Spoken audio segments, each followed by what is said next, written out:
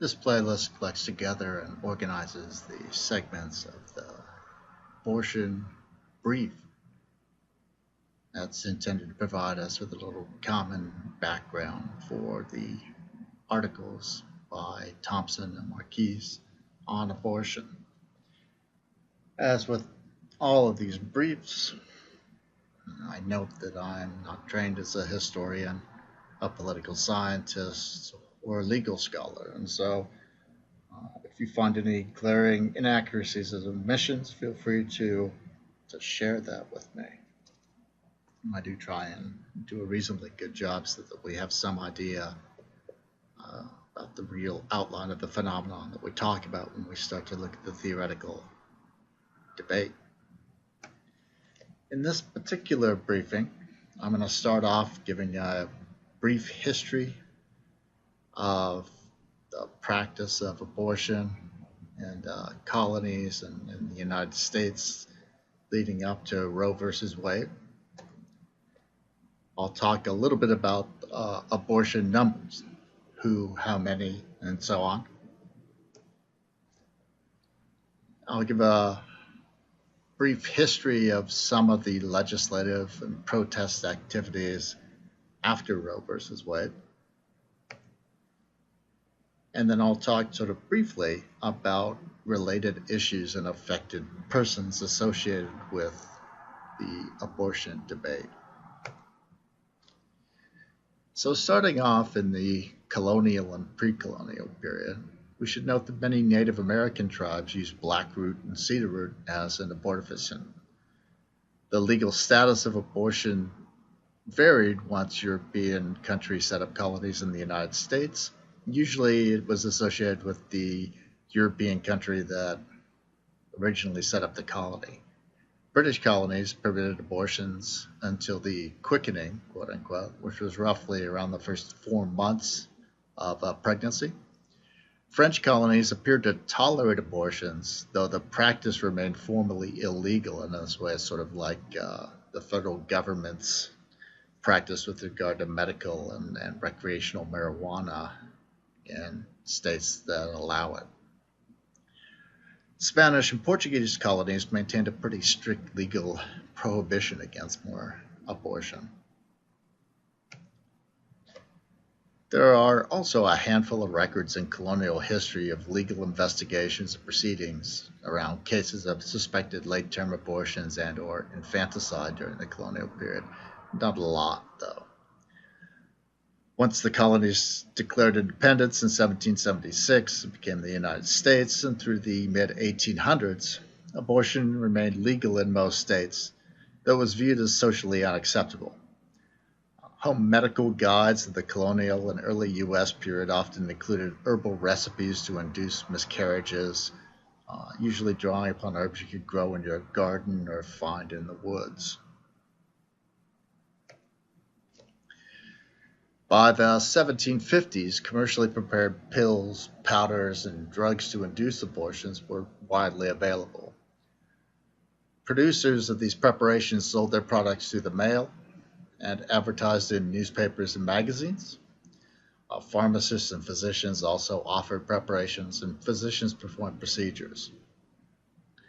Unfortunately, many of these preparations came to market with little testing or quality control. And as a result, taking the trade, as it was known, could easily result in poisoning yourself. In the 1820s, states began to pass laws prohibiting abortion after the 4th month. However, most early laws sought to ban abortifacients and not abortion itself. They were motivated primarily by safety concerns regarding the available preparations and procedures, and they weren't specifically directed at restricting or prohibiting abortion, nor were they motivated by ethical or religious motives, per se. However, in the 1860s, several states passed laws specifically aimed at prohibiting abortion, though the impact of these laws was often blunted by their ambiguity and with difficulties in their enforcement.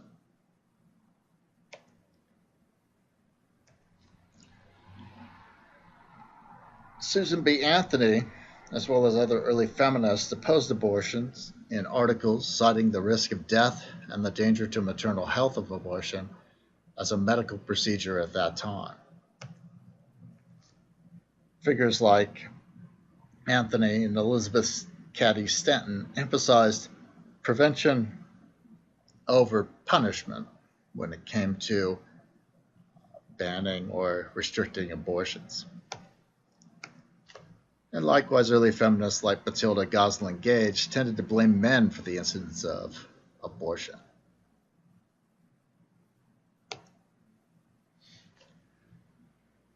Other legislation complemented abortion bans, extending their scope. In 1873, Congress passed the Comstock Law, or Act for the Suppression of Trade in and Circulation of Obscene Literature and Articles for Immoral Use. Though officially allowed to ban pornography, Comstock also banned the distribution through the mail of birth control devices, information on birth control and birth control devices, information on abortion, information on sexuality, as well as information on sexually transmitted diseases and their prevention.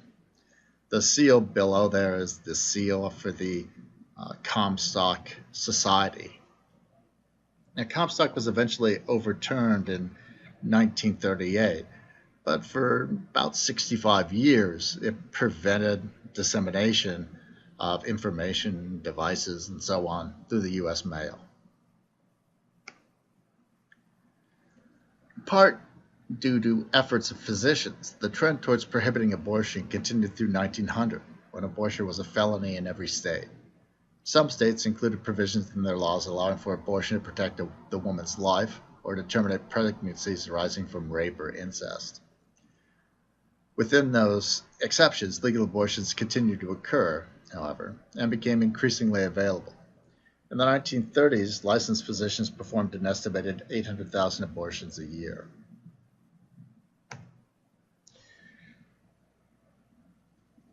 Legal abortion procedures, however, were largely a luxury of the rich, leaving the less fortunate on their own.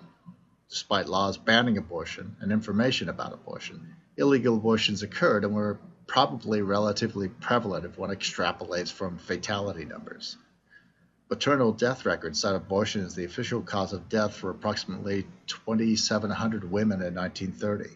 This amounts to about 18% of maternal deaths recorded in 1930. Now, the repeal of the Comstock Law in 1938 didn't affect the ban on abortions. Illegal abortions in the 50s and 60s ranged from 200,000 to 1.2 million per year, depending upon the estimate that you look at. For instance, an analysis that extrapolates from North Carolina data estimates about 829,000 illegal or self-induced abortions for the year 1967.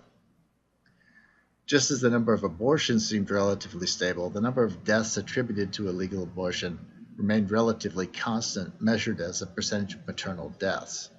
1965 data shows 200 deaths listed as due to illegal abortion, about 70% of all maternal mortalities for that year.